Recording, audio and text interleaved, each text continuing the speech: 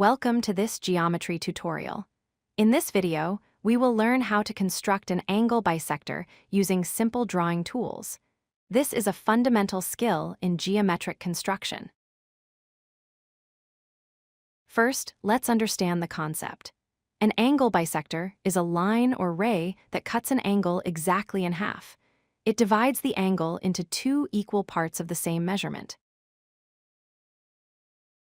You will need three simple tools for this construction: a compass for drawing arcs, a ruler or straightedge for drawing lines, and a sharp pencil. Let's begin. Start by drawing an angle of any size on your paper. Let's label the vertex point as B. This is the angle we are going to bisect. Now take your compass. Place the sharp metal point on the vertex B. Draw an arc that crosses through both arms of the angle. Let's call the points where the arc hits the arms D and E.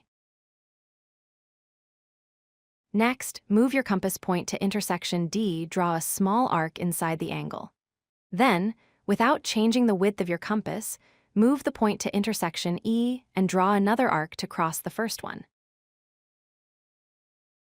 You now have a new intersection point where the two small arcs meet. Mark this point as F. Finally, take your ruler and draw a straight line from vertex B through point F.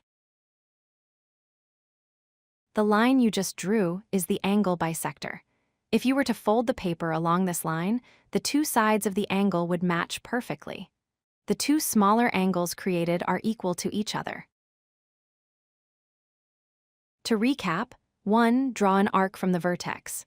2. Draw intersecting arcs from the new points on the arms. 3. Connect the vertex to the final intersection. You have successfully bisected the angle.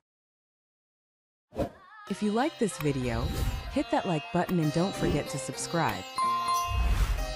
Visit codelucky.com for more such useful content.